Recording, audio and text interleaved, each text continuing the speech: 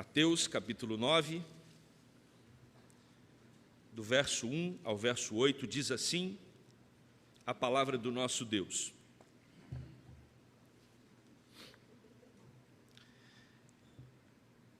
Entrando Jesus num barco, passou para o outro lado e foi à sua própria cidade.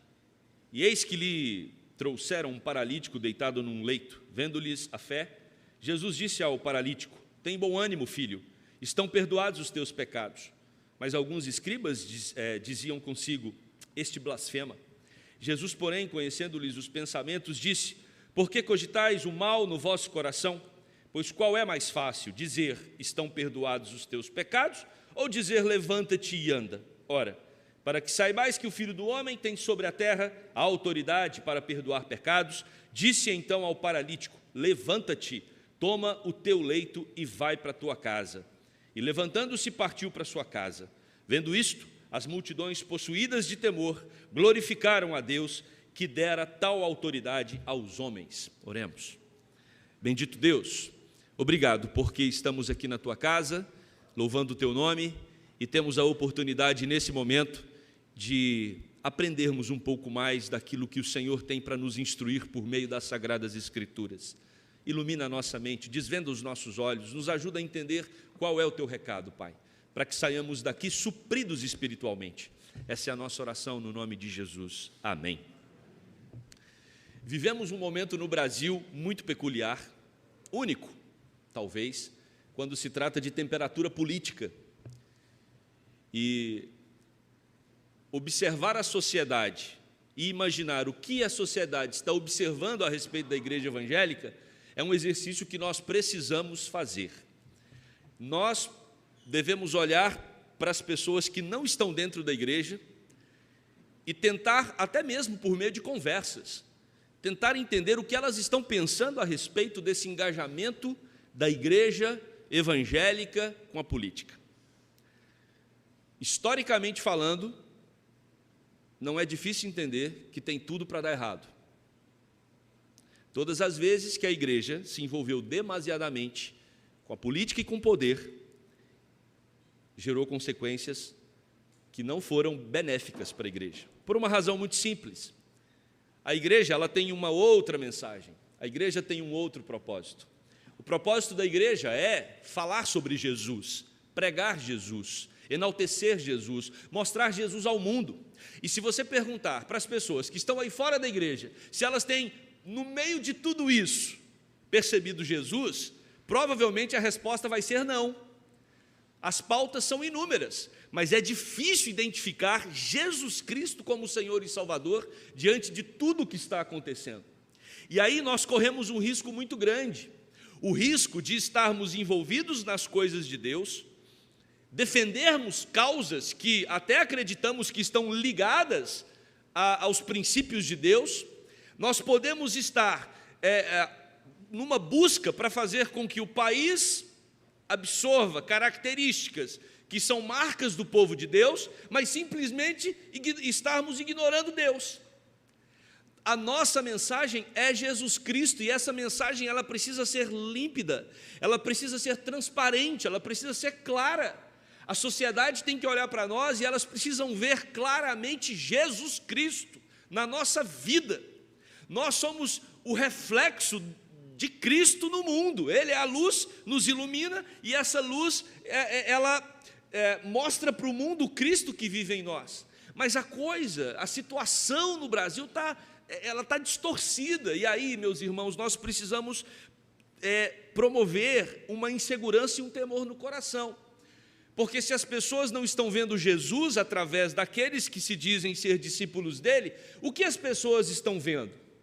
E nós corremos um risco muito grande. Qual é o risco? O risco de nos envolvermos com pautas de Deus, nos envolvermos com as coisas de Deus, nos envolvermos com elementos que são periféricos no reino de Deus e esquecermos do próprio Deus. Podemos fazer um monte de coisa no nome de Jesus, ou em nome de Jesus, e na verdade estarmos distantes de Jesus, e as pessoas não conseguirem enxergar Jesus em tudo isso. Esse é o grande desafio da igreja presbiteriana da Gávea nesse momento e da igreja evangélica de um modo geral. Nós não podemos nos perder na missão. A nossa missão é viver Jesus. Precisamos pregar Jesus. Precisamos falar do que Ele fez na nossa vida. Esse texto trata isso de maneira muito clara. Não temos outra mensagem. E aí, precisamos nos atentar, porque qualquer mensagem que venha, mesmo que em nome de Jesus, mas que desvie as pessoas de Jesus, essa mensagem pode ser uma mensagem utilizada pelo inimigo. Traduzo, explico. Qualquer coisa em nome de Deus, que não gera glória para Cristo, pode ser uma estratégia do diabo. Tudo na nossa vida precisa ser para a glória de Cristo. E se precisa ser para a glória de Cristo, tem que estar vinculado àquilo que Cristo propôs para nós. Esse texto fala que Jesus estava voltando de um período de trabalho. Ele já havia pregado o Sermão do Monte, já havia feito milagres, e agora ele volta para a sua cidade, Cafarnaum, e ele volta para a sua casa. Casa geralmente é lugar de descanso, é um lugar de intimidade. Você fica ali naquele ambiente para poder recompor as suas energias e depois voltar para a labuta. Provavelmente essa fosse a intenção de Jesus num primeiro momento, mas o que acontece onde Jesus estava, a multidão ia para junto dele. E aqui o que nós temos é que Jesus ali está ensinando na sua casa, e as pessoas se aglomeraram de tal forma que não tinha como entrar nem sair. A casa estava lotada. E eis que um determinado paralítico recebe a ajuda de 4 amigos para que pudesse chegar até a presença de Jesus, porque certamente ele já tinha ouvido falar que Jesus era capaz de livrá-lo daquela enfermidade. Jesus já tinha feito milagres. É isso que diferencia Jesus de todos os homens da terra. Está muito claro nas Escrituras quantos milagres ele fez. Negar todos esses milagres é um exercício muito difícil. Alguém precisa se esforçar muito para dizer que os milagres aqui não aconteceram. E aí você tem aquele paralítico que já tinha ouvido falar do poder de Jesus. Ele está sendo ajudado por esses amigos que vão levá-lo até Cristo para que a vida dele pudesse ser transformada fisicamente. Só que quando eles chegam na casa de Jesus, a casa está lotada, não tinha como entrar. E aí eles têm uma ideia. Quem vai narrar, quem vai falar sobre isso é o Evangelho de Marcos, capítulo 2, nos dá mais detalhe desse momento. Vai dizer que eles abriram um vão no teto, no telhado da casa de Cristo, para descer aquele paralítico. Então os amigos, eles também acreditam que Jesus é capaz de mudar a vida daquele homem. E quando eles abrem, eles descem aquele paralítico, e nós temos um detalhe muito interessante, porque é Jesus quem fala ao homem. Geralmente nos evangelhos percebemos que as pessoas, quando estão enfrentando problemas, elas que clamam por Jesus, elas que vão até Jesus para que Jesus possa socorrê-las de enfermidade ou de qualquer outra dificuldade. Aqui não, aqui é Jesus quem começa o diálogo. Jesus se volta para aquele paralítico que está ali deitado no leito, e o texto vai dizer que vendo-lhes a fé. Irmãos, se tem uma coisa que não é possível ver, é fé. A fé é algo íntimo, subjetivo. Não dá para eu ou você falar sobre a fé do outro. Aliás, nos nossos dias, fé é muito, tem uma definição muito confusa.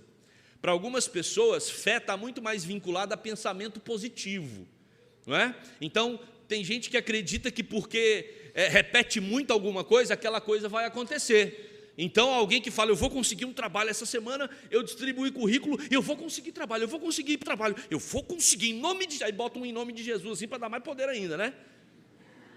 Em nome de Jesus eu vou conseguir. É um esforço mental, isso não é fé. Fé é o contrário disso. Fé é descansar, é confiar. Fé é crer sem esforço mental. Não precisa de esforço mental para ter fé. A fé não vem como resultado de um produto do seu cérebro. A fé é um dom de Deus. Por isso, não se assuste quando alguém falar que não tem fé. porque é até natural. O milagre é ter fé. Esse é o milagre. E aqui nós temos Jesus dizendo para aquele paralítico: eu consigo ver a sua fé, porque Jesus é o próprio Deus. Ele tem autoridade para dizer: eu vejo a sua fé, e por isso, e porque eu vejo a sua fé, os seus pecados estão perdoados. Jesus Cristo, em muitas situações nos evangelhos, ele não trata unidirecionalmente. Às vezes ele trata em várias direções. Com uma resposta como essa, Jesus não está querendo tratar só do paralítico, não. Jesus está querendo mandar um recado para um grupo que está do lado dele. Isso acontece às vezes também, né? Você está falando alguma coisa para uma pessoa, mas na verdade você quer comunicar alguma coisa para o outro ali. E Jesus está fazendo exatamente esse movimento, porque Jesus olha para o coração daquele paralítico e fala: estão perdoados os teus pecados, você tem fé, você crê. Ou seja, Jesus está dando alguma coisa para ele muito maior do que a cura física. Isso precisa ser algo muito bem estabelecido em nossos corações. Uma vez que você recebeu a salvação em Cristo, qualquer outra coisa que você peça para Deus é menor do que isso. Quando nós chegamos diante do Senhor com os nossos problemas, com as nossas queixas, com as nossas dificuldades, com as nossas contradições, né, buscando uma resposta dele, nós precisamos entender que qualquer que seja a nossa situação, ela é menor, ela é menos complicada do que o problema maior que Jesus já resolveu. E o problema maior que Jesus já resolveu foi morrer numa cruz, derramar o seu sangue precioso para perdoar os nossos pecados. Esse é o maior presente, esse é o maior milagre, e essa é a grande mensagem da igreja do Senhor Jesus Cristo. Nós não temos compromisso maior com nenhuma outra mensagem, com nenhuma outra causa. O nosso propósito como igreja é anunciar Jesus Cristo, nosso Senhor e Salvador, que morreu e ressuscitou para nos dar a vida eterna. Não permita que discursos que fazem cócegas aos nossos ouvidos nos desviem deste caminho central, que é proclamar e viver Jesus Cristo. E Jesus deixa muito claro para aquele paralítico que o maior problema dele já havia sido resolvido. E é interessante que Jesus fala para ele assim: tem bom ânimo. Se você se atentar aí à descrição do evangelista de Mateus, né, o paralítico está lá deitado, vendo Jesus, diz a ele: tem bom ânimo. Eu fico imaginando, tenta estar ali no meio daquela multidão, vendo o que está acontecendo. O paralítico desce, todo mundo já, ou muitos ali já tinham visto Jesus fazer um milagre, então eles acreditam que Jesus vai fazer um milagre ali. O paralítico também acredita, os amigos dele também acreditam. E aí Jesus olha para o paralítico, imagina o silêncio, a expectativa, e Jesus diz para o paralítico: tem bom ânimo, ou anima-te, fique animado, paralítico. O paralítico certamente juntou todas as energias que ele tinha ali para já dar um salto. Fique animado, paralítico. O paralítico ali animado, já preparado. Jesus fala: estão perdoados os teus pecados. Porque eu conheço a sua fé. E aí tinha um grupo ali de doutos, os escribas, homens que entendiam muito da lei de Deus. Eles eram mestres, eles eram identificados na sociedade como referências de pessoas que se destacavam pelo alto conhecimento da doutrina judaica. Eram homens que tinham um zelo profundo e zelo sincero, gente. Nunca olhe para um fariseu na Bíblia ou para um escriba como alguém que tratava as coisas de Deus com desleixo. Pelo contrário, eram homens extremamente dedicados. Eram homens que levavam as coisas de Deus a sério como nenhuma outra pessoa na sociedade judaica. Então eles eram irrepreensíveis muitas vezes no seu comportamento. E não só no seu comportamento, como eles eram altamente dotados pela capacidade de interpretar as Escrituras e traduzir isso para o dia a dia do povo. O problema desses homens é que eles amavam tanto as coisas de Deus, amavam tanto a lei, que eles esqueceram do próprio Deus. Eles não conseguiam identificar que Jesus era o Filho de Deus. Meus queridos, existe uma armadilha perigosíssima aqui, que eu e você precisamos estar atentos a esse detalhe. O detalhe de tratarmos as coisas de Deus ou alguns posicionamentos que estão ligados a Deus, sejam eles doutrinários, éticos, e a gente tratar isso com tanto fervor, esquecer do próprio Deus. Quero pedir licença para falar um pouquinho, dar um testemunho, talvez até uma confissão pública neste momento. Estes 6 meses no intercâmbio foram meses muito marcantes para a minha vida. Eu fiquei baratinado por 2 coisas, pelo menos. Eu fiquei baratinado porque eu não estava lá como pastor de igreja. Eu não tinha compromisso nenhum com a igreja que eu estava lá quando eu cheguei. Eu simplesmente ia como vocês vêm. E eu só sentava como vocês sentam. E eu fiquei com inveja de vocês, porque é bom ser vocês. Eu olhei para a lâmpada queimada da igreja que eu estava e eu dizia para a lâmpada: não tem nada a ver com você, problema do pastor. Será que vocês pensam isso também? É muito bom ser crente, só crente. E um segundo impasse interessante que eu tive foi me encontrar um pouco mais sem a carga do ministério. Alexandre, só Alexandre. E uma terceira coisa, eu falei que eram 2, mas tem uma terceira. Foi eu encontrar Deus só com quem eu sou. Assim, eu e Ele. Sem pensar em todos os elementos que nós pastores nos preocupamos com a igreja. Eu não tinha um sermão para preparar. Eu não tinha uma escola bíblica dominical. Eu não tinha um aconselhamento.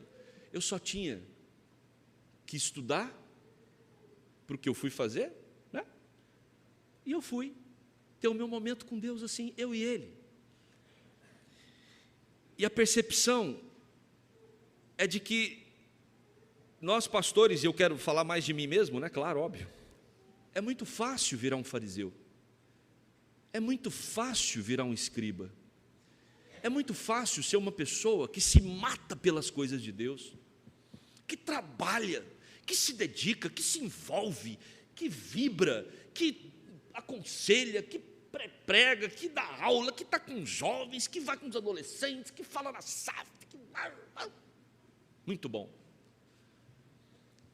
Mas é muito fácil envolver com tudo isso e perder a beleza de Deus na vida. Esses 6 meses me deram a oportunidade de reencontrar a beleza de Deus de maneira límpida, sem tantas coisas de Deus para tratar. E esse é o desafio de retomar o ministério nessa mesma direção. Jamais lutar com todas as forças para que as coisas de Deus não se tornem mais importantes do que Deus. Mas esse desafio não é só para pastor, não é só para liderança, esse desafio é para cada crente, porque você também tem os seus projetos, seu trabalho, você também tem o seu dia a dia, você também tem as suas lutas, as suas causas, e às vezes essas causas se avolumam diante de nós e passam a ter uma importância que não deveria, e a gente perde a capacidade de degustar, de saborear, de perceber com clareza os detalhes de Deus na nossa vida, no nosso dia a dia. O problema dos escribas aqui, que estavam naquele momento, é porque eles olham para Jesus, que está perdoando pecados, e eles entendem que Jesus está blasfemando, porque Jesus não pode falar isso. Que homem tem autoridade para falar que perdoa pecados? Eles não conseguiam enxergar a essência, que era Jesus Cristo como Messias, o Salvador.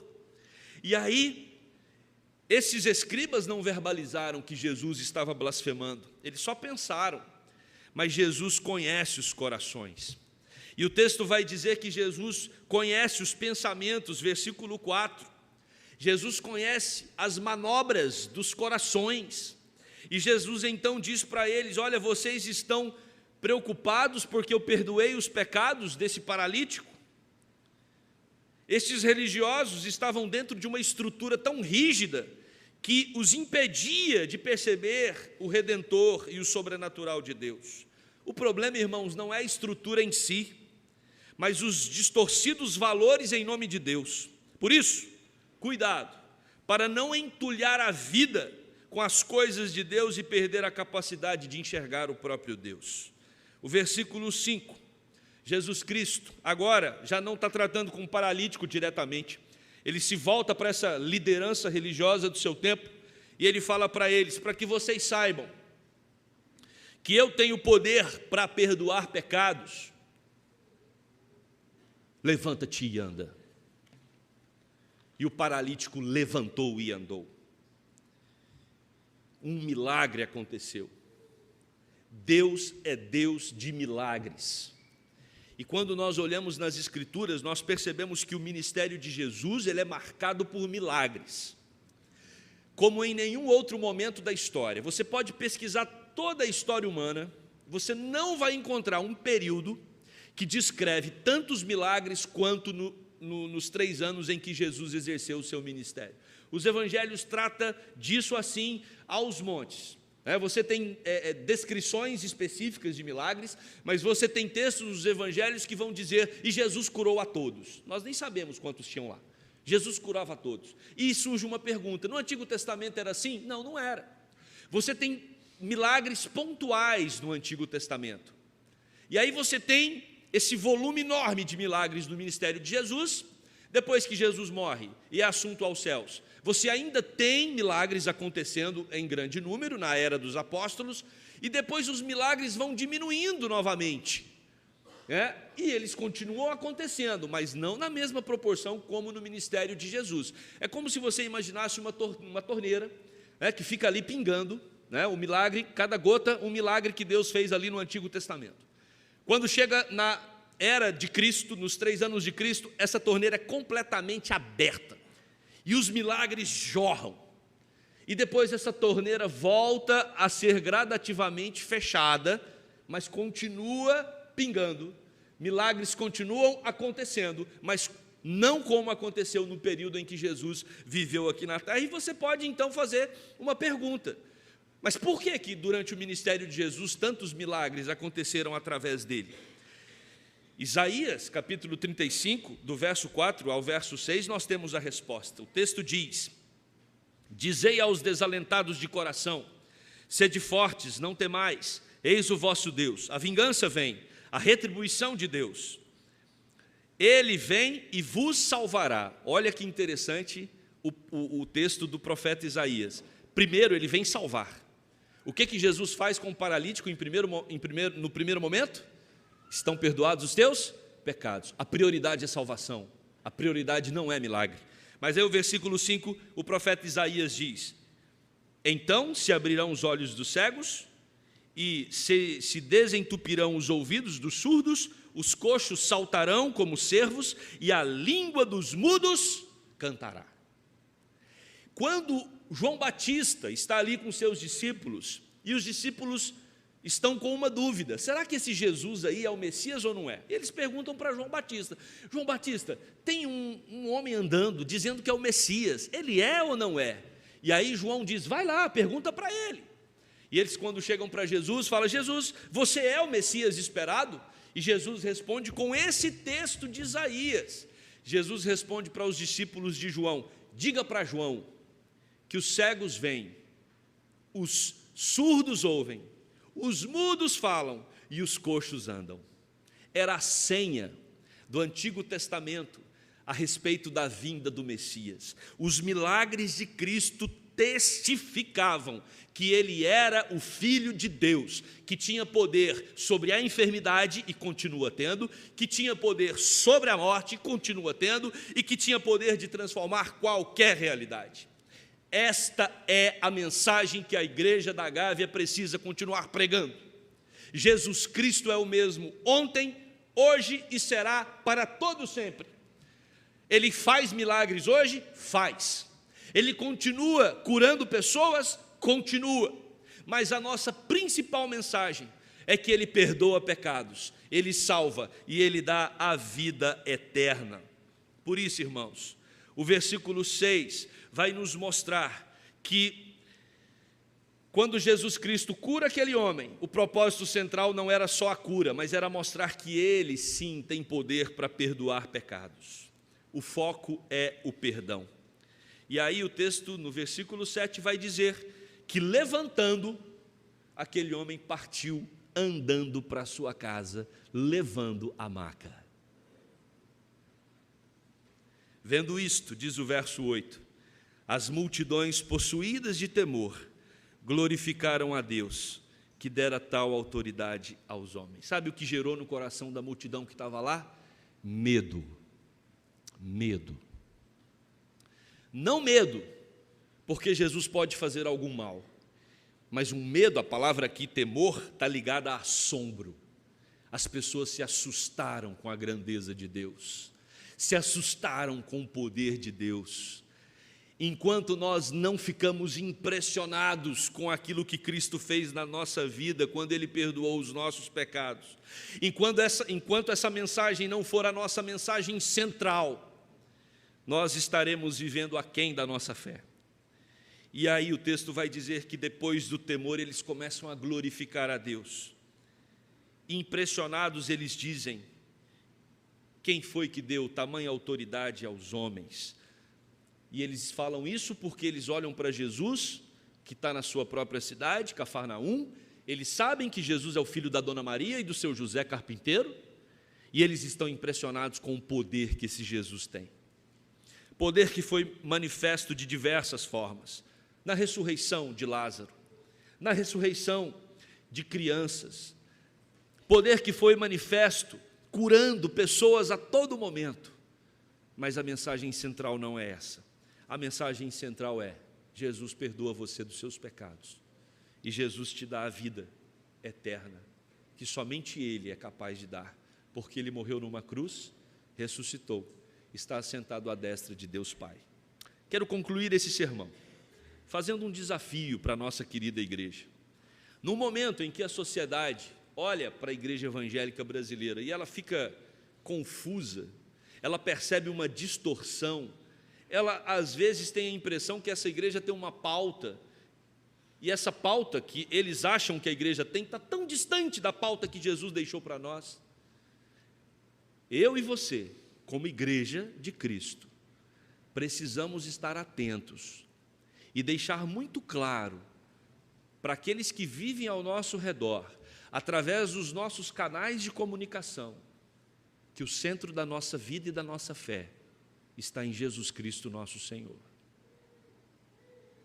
A mudança do Brasil, de fato e de verdade, não vai acontecer com a vitória de um político A ou B, ou, se vocês preferirem, L ou B.